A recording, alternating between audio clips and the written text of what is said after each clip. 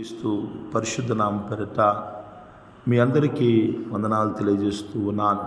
దేవుడు నిశ్చయముగా మిమ్ములను మీ కుటుంబములను బహుగా ఆశీర్వదించి వర్ధిల్ల చేయునుగాక.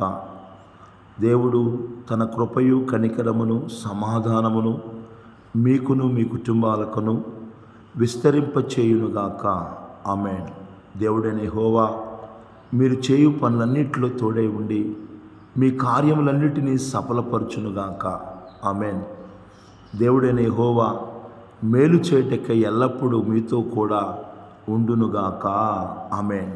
దేవుని బిడ్డలారా, ఈ చదవబడిన భాగంలో నుంచి కొద్ది మాటలను మనం ధ్యానం చేసుకుందాం. అనేకమైన విషయాలు ఆమోసు ప్రవక్త ద్వారా దేవుడు ఇక్కడ రాయిస్తూ ఉన్నట్లు మనం చూస్తూ ఉన్నాం. ఆమోసు గ్రంథము 5వ అధ్యాయము 19వ వచనాన్ని మనం చదివినట్లయితే, ఒకడు సింహమునొద్ద నుండి తప్పించుకొనిగా ఎలుగుబంటి ఎదురైనట్టు వాడు ఇంటిలోనికి పోయి గోడ మీద చెయ్యి వేయగా పాము వాని కరిచినట్లు ఆ దినముండును. దేవుని బిడ్డలారా, యెహోవా దినము గురించి ఆమోసు రాస్తూ ఉన్నాడు. యెహోవా దినము భయంకరంగా ఉంటుందని, యెహోవా దినమున మరి ఆయన పాపులందరికీ శిక్ష కలుగజేస్తాడని, కనుక పాపపు శిక్షను ఎవడు కూడా తప్పించుకోలేడనే విషయం గురించి ఇక్కడ ఆమోసు రాస్తున్నట్లు మనం చూస్తూ ఉన్నాం. సింహం నుంచి తప్పించుకునేసరికి ఎలుగుబంటి ఎదురైంది. ఎలుగుబంటిని తప్పించుకొని ఇంటికి వెళ్ళేసరికి ఇంటిలో కూడా సురక్షితమైన పరిస్థితులు లేకుండా ఇంట్లో గోడ మీద చెయ్యి వేసినప్పుడు పాము వారిని కరిచినట్లు మరి ఆ దినముండును. అంటే దేవుని బిడ్డలారా, పాపపు శిక్షను ఎవడు కూడా మరి తప్పించుకోలేడనే విషయాన్ని మనం ఈ ఉదయకాల సమయంలో గమనించాలి. పాపము, దేవునికి విరోధంగా చేసే ప్రతి కార్యము కూడా పాపమే. దేవుడు చెప్పిన దాన్ని చేయకపోవటము పాపమే. దేవునికి లోబడకపోవటము పాపమే. దేవుని బిడ్డలారా, దేవుడిచ్చిన ఆజ్ఞలను అతిక్రమించటం పాపమే. చాలా పాపము గురించి వివరణ చాలా ఉంది. పొరుగువాడిని ఆశించటము పాపమే. దేవుని బిడ్డలారా, గమనించండి. మరి ఈ యొక్క భాగంలో మనం చూసినట్లయితే, బైబిల్ గ్రంథంలో మనం గమనించినట్లయితే పాపపు శిక్షను ఎవరు కూడా తప్పించుకోలేరనే విషయం గురించి బైబిల్ మనకు చాలా స్పష్టంగా తెలియచేయబడుతుంది. 9వ అధ్యాయం ఆమోసు గ్రంథము 2వ వచనంలో కూడా చూసినట్లయితే, వారు పాతాళములో చొచ్చి పోయినను అచ్చట నుండి నా హస్తము వారిని బయటికి లాగును, ఆకాశముకి ఎక్కిపోయినను అచ్చట నుండి వారిని దింపి తెచ్చెదను. చూడండి దేవుని బిడ్డలారా, దేవుడు అంటున్నాడు, వాళ్ళు ఎక్కడికి పోయినా కానీ వాళ్ళని తీసుకొస్తానని చెప్పేసి మరి దేవుని మాటలు మనకి తెలియచేయబడుతూ ఉన్నాయి. కనుక పాపపు మరి శిక్ష భరించవలసిన పరిస్థితులు ఉన్నాయనే విషయం గురించి దేవుడు చాలా స్పష్టంగా తెలియజేస్తూ ఉన్నాడు.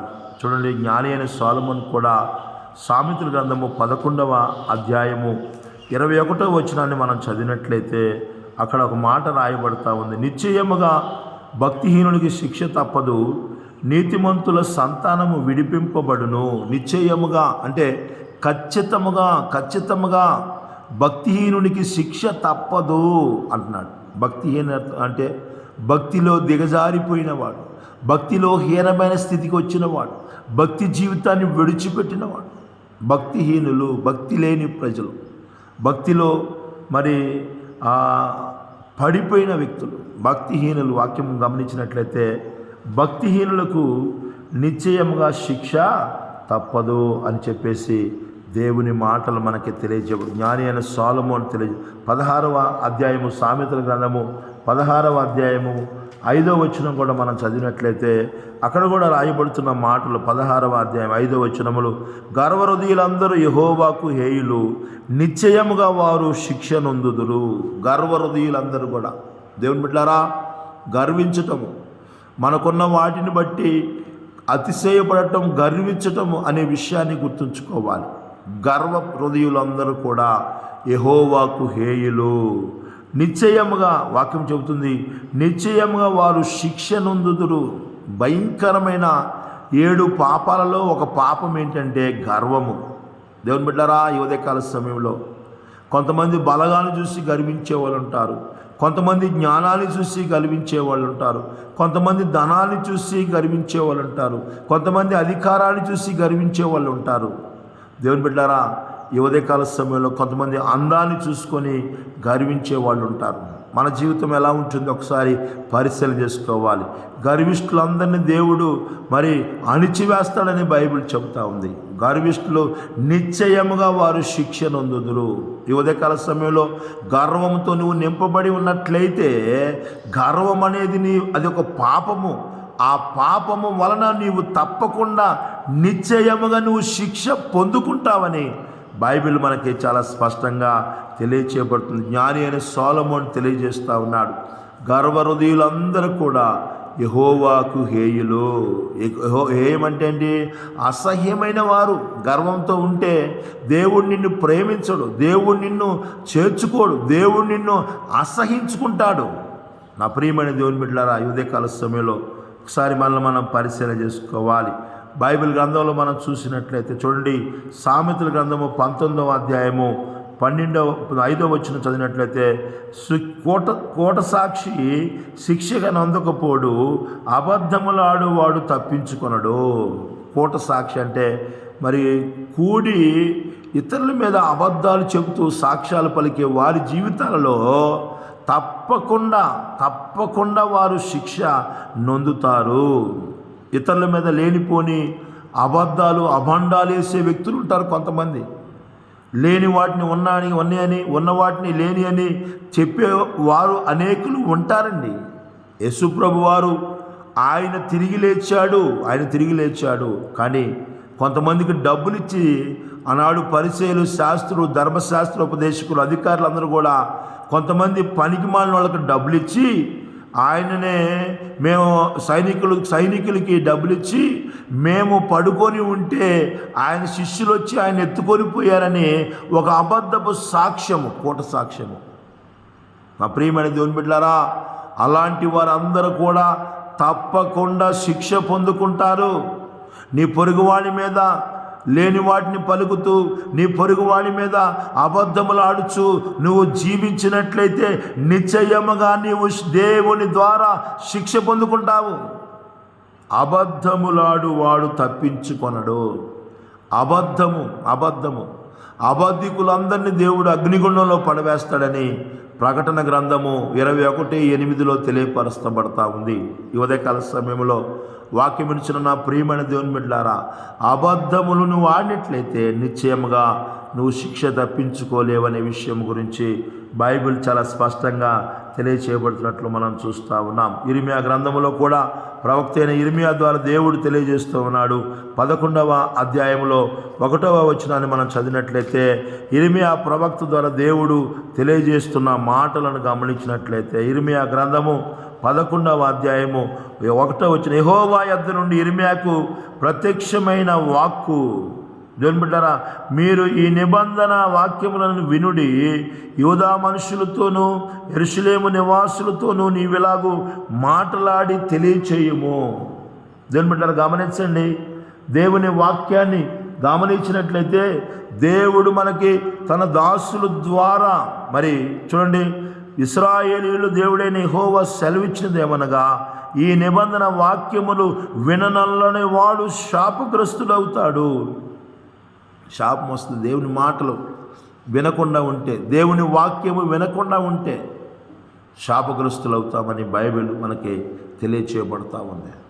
అలాంటి శాపగ్రస్తులందరూ కూడా తప్పకుండా శిక్షను అనుభవిస్తారు. చాలా విషయాలు ఉన్నాయి. ఈ ఉదయకాల సమయంలో వాక్యం వినిచున్న నా ప్రియమైన దేవుని బిడ్డలారా, తప్పకుండా మరి శిక్షను పొందుకుంటాము. ఎవరైతే పాపం చేస్తారో అలాంటి వారందరూ కూడా తప్పకుండా శిక్షణ పొందుకుంటారు. మొదటి దశలోనికి రాసిన పత్రికలో అపోస్తలుడైన పౌలు కూడా తెలియజేస్తున్న మాటలను, మొదటి దశలోనికి రాసిన పత్రిక 5వ అధ్యాయము 3వ వచనాన్ని మనం చదివినట్లయితే, పౌలు దశలోనికి ఆ సంఘానికి తెలియజేస్తున్న మాటలను గమనించినట్లయితే, దేవుని బిడ్డలారా, లోకులు నెమ్మదిగా ఉన్నది భయమేమీ లేదని చెప్పుకొనుచుండగా గర్భిణీ స్త్రీకి ప్రసవ వేదన వచ్చినట్లు వారికి ఆకస్మికంగా నాశనము తటస్థించును గనుక వారెంత మాత్రమును తప్పించుకొనలేరు. ఎవరంటే వీళ్ళు? సహోదరులారా అని పౌలు మాట్లాడుతూ ఉన్నాడు. ఆ కాలంను గురించి, ఆ సమయం గురించి మీకు రాయనక్కర్లేదు. రాత్రి వేళ దొంగ ఎలాగ వస్తాడో అలాగే ప్రభు దినం వచ్చునని మీకు బాగా తెలియను.